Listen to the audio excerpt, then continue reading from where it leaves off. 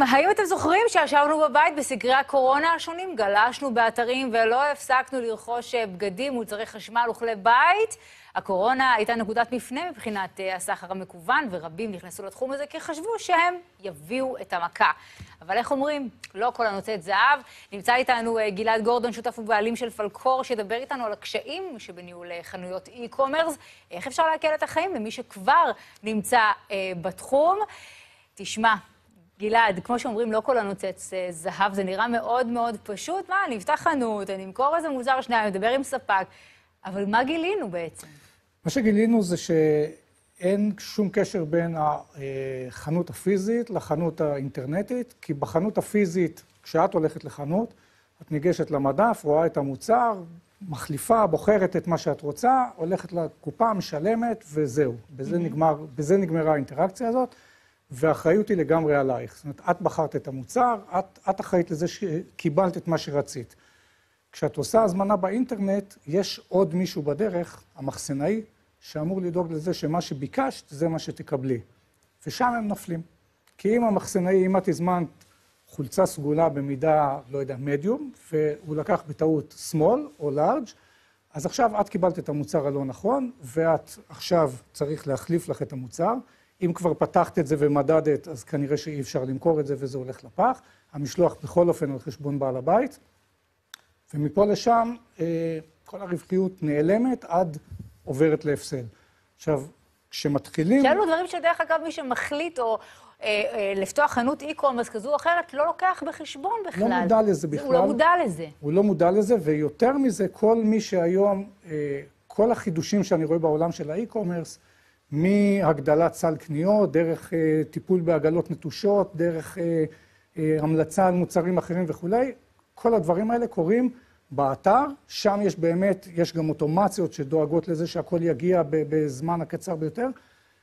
החלק הפיזי שבו מישהו הולך למדף ולוקח את המוצר, שם הם נופלים. עכשיו, ככל שיש להם יותר הזמנות, הבלגן גדל,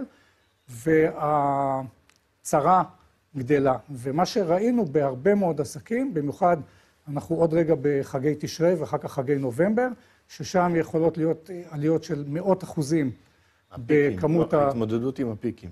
בפיקים הם הולכים לאיבוד לחלוטין, ואז אפילו אם הם עושים עבודה טובה, זמני ההספקה מתארכים ברמה שהלקוח מתחיל להציף אותם בטלפונים, איפה ההזמנה שלי, איפה ההזמנה שלי, ובסופו של דבר גם מבטל אותה, וכל ההשקעה שהייתה בלהיערך לפיק הזה, הולכת לאיבוד. היום לעולם הסחר והאי-קומרס לוקח את כל הקטנות האלה בחשבון. אתה גם, גלעד, גילית משהו, תופעה מאוד מעניינת על האי-קומרס. אתה יכול לשתף אותנו? שעסקים קטנים ובינוניים, ככה אני הבנתי, שנכנסו חזק למחירות אונליין. יש יותר מחירות, אבל ההפסדים שלהם גדלים. כן, כן, כי כמו שאני אומר, אחד, יש את כל הנושא של טעויות בליכוד, שזה קטסטרופה. היה לי לקוח שכששאלתי אותו, אם הוא יכול להעריך כמה טעויות יש לו, הוא אמר, כמות הטעויות שלי כל כך גדולה, שכשלקוח מתקשר אליי ואומר, לא קיבלתי את מה שהזמנתי, אני שולח לו ישר הזמנה חדשה, אני לא שואל אותו בכלל מה הוא קיבל,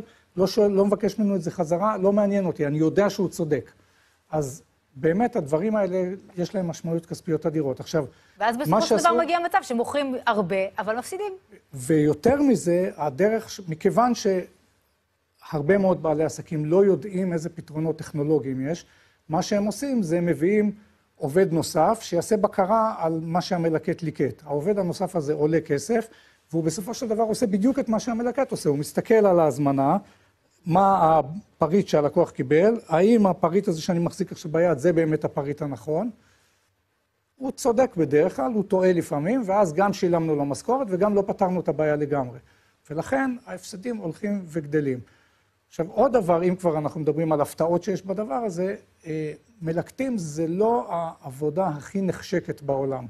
ולכן התחלופה שם מאוד גבוהה, ומלקט חדש שמגיע למחסן שיש בו נניח 3,000 מוצרים שונים, עד שהוא מבין איפה נמצא כל דבר, עברו 3 שבועות שבהם הוא לא באמת, דיברנו קודם על שחקנים בליגה האנגלית, הוא לא מספק את הסחורה, הוא כן עולה כסף.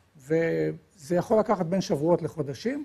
כשמלקט נכנס למחסן ולא יודע איפה כל דבר נמצא. אז כן. תגיד, אנחנו כבר קרוב ל-20 שנה מדברים על מחסנים רובוטיים, כן. אוטונומיים. איפה זה נמצא היום בישראל? כמה... אתה מדבר על מלקט. למה אני צריך מלקט? כשיש לי רובוט שיכול לרוץ... אבל זה נושא את הרוב ברובוטים? הליקוט כל כולו? ויש גם בארץ לא מעט מרלוגים רובוטים.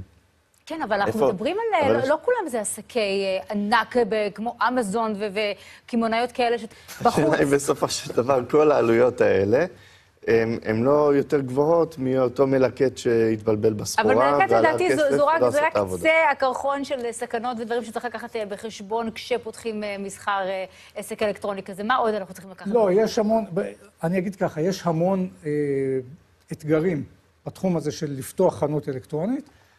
אני לא מתייחס לכל מה שקשור לאי של האי-קומרס, בסדר? כל מה שקורה באתר, אותי לא מעניין. זאת אומרת, מעניין, אבל מעניין כצרכן, לא יותר מזה. הפשן שלי הוא לפתור להם את הבעיה של המחסן, כי הבעיה במחסן הורגת אותם. באמת זה יכול להעביר עסק שמוכר מאוד יפה באינטרנט, וככל שהוא מוכר יותר יפה באינטרנט, ככה הוא יפסיד יותר כסף. ושם זה מיותר לגמרי, אין שום סיבה שזה יקרה. עכשיו, לשאלה שאמציה שאל לגבי מחסנים רובוטיים, כן, יש מרלוגים חיצוניים, יש עסקים שבוחרים לעבוד עם מרלוג חיצוני, אנחנו יודעים לעשות להם את הממשקים ולהעביר את ההזמנה ולדאוג שהיא תגיע למי שצריך להגיע. עדיין הרבה מאוד עסקים קטנים, אני אומר עוד פעם, לא מודעים בכלל לפתרונות. זאת אומרת, היה מישהו, הייתה לו חנות, הייתה קורונה, היו סגרים, החנות שלו הייתה סגורה, הוא החליט למכור באינטרנט, הוא קיבל גם מימון מהמדינה כדי לפתוח אתר e-commerce, הוא עשה את זה, בהתחלה זה טפטף קצת הזמנות ביום, לאט לאט זה התגבר, זה הגיע לאיזשהו מקום שהוא הגיע לתקרת הזכוכית שלו. עכשיו, הוא לא יודע, הוא לא מבין בזה, הוא לא מישהו שמלכתחילה היה יזם e-commerce, הוא היה בעל חנות. אבל רוב מי שמתחיל, לא, אתה יודע, העניין של האונליין ו-e-commerce זה משהו שדי התחיל בשנים האחרונות, זה לא בהכרח, היום חנויות יותר ויותר עוברות לזה, אבל איפה כן אפשר לקבל את כל המידע כדי לא ליפול במקומות האלה? קודם כל, אפשר לבקש ייעוץ ממעוף, הסוכנות לעסקים קטנים ובינוניים של משרד הכלכלה. אגב, אני גילוי נאות, אני יועץ של מעוף, אבל לאו דווקא ממני. אבל באמת, יש יועצים של מעוף שמבינים מצוין בתחום הזה.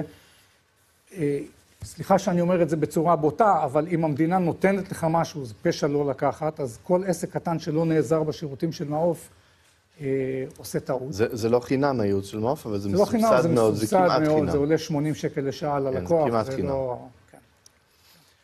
אז זה ממש חובה להשתמש בשירותים שלהם, כי הם באמת מאוד עוזרים. לשים לזה לב לפני שמתחילים לייבא מוצרים, וחשוב לשבת עם מומחים שיעזרו להם גם לתכנן את הדיבור. בדיוק כפי שאמר פה גלעד. וגם את כל הנושא של ההפצה בארץ, ולהיעזר לדעתי, אחד הדברים הכי חשובים זה כל הנושא של התוכנות פה בארץ, של הניהול. כן. מה שגלעד מציע, שחשוב לשבת עם אותם בעלי תוכנות ולהבין מה האפשרויות, ולדעת על מה מחליטים, או ללכת על מחסן שלנו, לבדוק מה הכדאיות. הכל זה עניין של גודל. לא כל מוצר כדאי לשים אותו במחסן חיצוני, כי יש עלויות מאוד גדולות, ויש מה שנקרא, תוך כמה זמן זה נמכר, וכל זמן שזה יושב במחסן. קיצר, זה לא גן ילדים, צריך פה מקצוענים, וצריך מה שנקרא להיות, להבין בכל התחומים. צופים שלנו, המשקיעים שמחפשים, אז תקחו בחשבון את כל הנקודות האלו. גלעד, איך אתה רואה את האבולוציה של עולם האי-קומרס לעוד 5-10 שנים מהיום? תכלס, אני מסכים עם האמציה, אני חושב שזה יעבור למחסנים רובוטיים, אין לי שום ספק שהשילוב של רובוטיקה שיש היום בעולם רובוטים שעושים דברים מטורפים, יחד עם AI, אני לא רואה מצב שעסקים, גם עסקים קטנים יוכלו להמשיך לעבוד בצורה ידנית. אני חושב שעסקים כאלה יצטרכו לעבוד עם מחסנים חיצוניים, עם מרלוגים חיצוניים, לקבל מהם שירותים. קשה לי מאוד לראות שעוד 5 שנים עדיין יעבדו כמו שעובדים היום. מעניין מאוד. גלעד גורדון, שותף הבעלים של פלקור, תודה רבה לך שהיית איתנו.